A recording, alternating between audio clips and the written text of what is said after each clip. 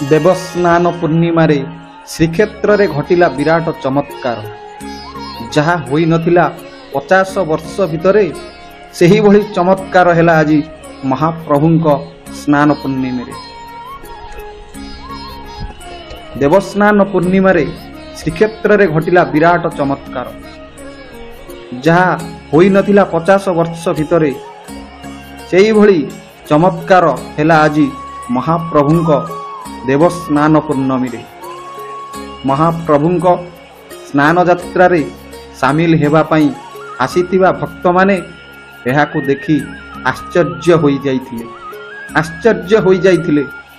बड़दाण्ड रे चलित वर्ष स्नान पूर्णमी रे भक्त मानंक समुद्र देखिबाकू मिलिथिला बड़दाण्ड रे। आउ एमिति भक्त मानंकु देखि कालिया कान्हू करिले चमत्कार।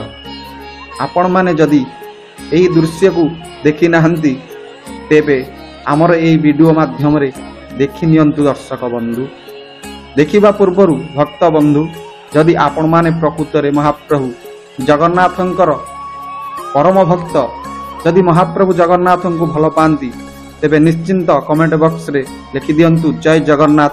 आ ए वीडियो टुकु मूलरु शेष पर्यंत निश्चिंत देखंतु। डह डह ततला बड़दाण्ड रे ठिया हेबा कष्टकर होई पड़िथिला भक्त मानंकु। तथापि भक्त महाप्रभुंकर अपूर्व स्नान यात्रा को देखिबा पई बड़दाण्ड रे गोड़ को फोटका करी ठिया होई थाए। एभली दृश्य को जंत्रणा को कालिया शांते देखिला परे मने मने इंद्रदेवंकु स्मरण कले। मने मने इंद्रदेवंकु स्मरण कले। आउ ठीक किछि समय परे पुरी रे जहा घटिला जे देखिला से ता आखिरु पलक पकाई पारिला नहीं।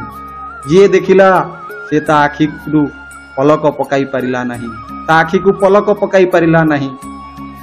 किछि समय पई बड़दाण्ड रे खेलीगला नीरवतार वातावरण खेलीगला बड़दाण्ड रे। समस्त भक्त मानंक दुई हाथ ऊपर को सेमती रही जाइथिला। इंद्र देवतांक रूपरू पुरी रे अनर्गल वर्षा ढाली चलीथिला। भक्त ओ भगवान समस्ते मन आनंद रे भिजुथिले। किंतु महाप्रभुंक डाहाण आखिरु बोहिबाकू लागिथिला कजलर अश्रु।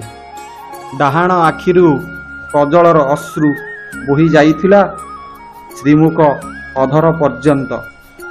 जेउथि पई बड़दाण्ड रे थिबा भक्त मानंक मध्यरे किछि समय नीरवता देखा देइथिला।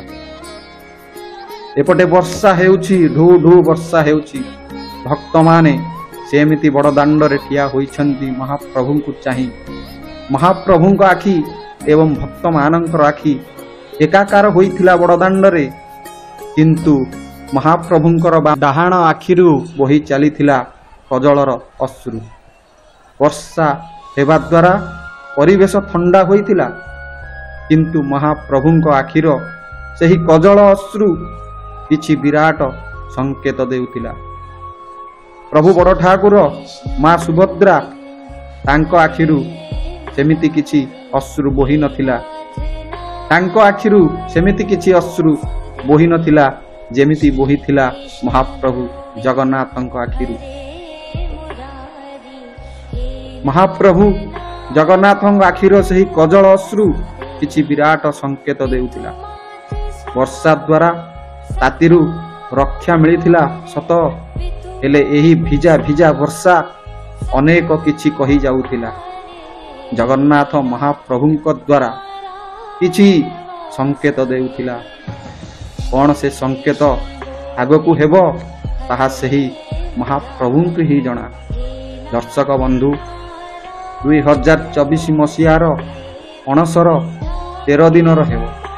अर्थ श्रीगुंडीचा पूर्वरु 13 दिनिया पक्ष पड़िछि जहाँ आदौ शुभ संकेत नहीं। दीर्घ 52 वर्ष परे श्रीगुंडीचा 13 दिन पक्षरे पड़ी। ମହାପ୍ରଭୁ 13 ଦିନ ରହିବେ ଅଣସରରେ। ଏ ଦୃଶ୍ୟକୁ ଆପଣମାନେ ଟିକେ ଭଲ ଭାବରେ ଦେଖନ୍ତୁ, କେମିତି କଜଳର ଅଶ୍ରୁ ବୋହି ଯାଉଛି ମହାପ୍ରଭୁଙ୍କ ନୟନରୁ। ଭକ୍ତ ଭଗବାନଙ୍କର ଏହି ମିଳନରେ ବର୍ଷା ମଧ୍ୟ ଭୂମିକା ଗ୍ରହଣ କରିଛି। ଇନ୍ଦ୍ରଦେବଙ୍କର ଏହି ଭୂମିକା ପରିବେଶକୁ ଥଣ୍ଡା କରିଥିଲେ ମଧ୍ୟ ମହାପ୍ରଭୁଙ୍କ ଡାହାଣ ଆଖିରୁ ଝରୁଥିବା ଏହି ଅଶ୍ରୁ କିଛି ବିରାଟ ସଂକେତ ଦେଉଛି। ଦର୍ଶକ ବନ୍ଧୁ, କିଛି ବିରାଟ ସଂକେତ ଦେଉଛି।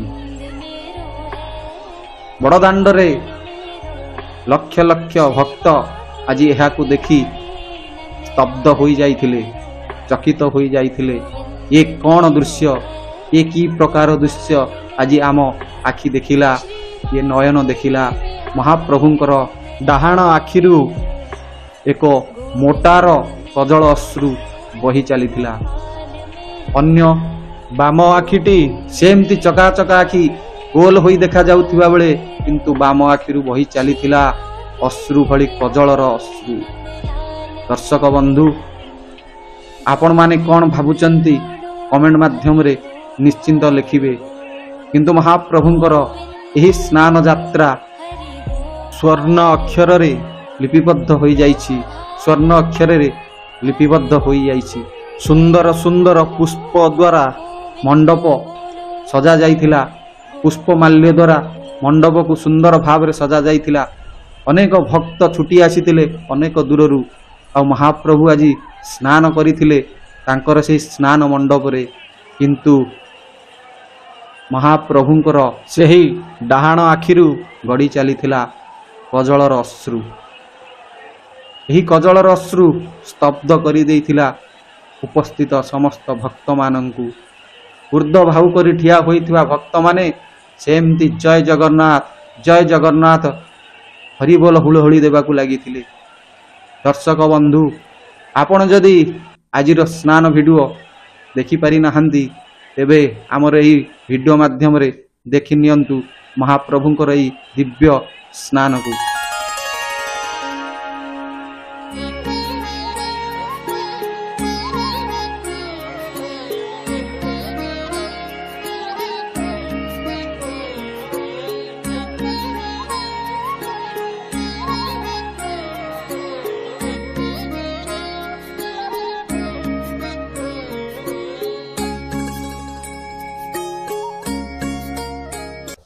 ସ୍ନାନ ପୂର୍ଣ୍ଣିମାର ଏହି ଭିଡ଼ିଓ ଯଦି ଆପଣମାନଙ୍କୁ ଭଲ ଲାଗିଥାଏ ବା ଆପଣମାନଙ୍କ ହୃଦୟକୁ ଛୁଇଁଥାଏ, ତେବେ ଦର୍ଶକ ବନ୍ଧୁ ଆପଣମାନଙ୍କର ଏହି ପ୍ରିୟ ଚ୍ୟାନେଲ୍ ଜୟ ଗୋପୀନାଥ ଟିଭିକୁ ସବସ୍କ୍ରାଇବ୍ କରନ୍ତୁ ଏବଂ ଅଲ୍ ନୋଟିଫିକେସନ୍କୁ ଦବାଇ ଦିଅନ୍ତୁ, ଯାହାଫଳରେ ଆମର ପ୍ରତ୍ୟେକ ଭିଡ଼ିଓ ଆପଣମାନଙ୍କ ନିକଟରେ ସର୍ବପ୍ରଥମେ ପହଞ୍ଚି ପାରିବ।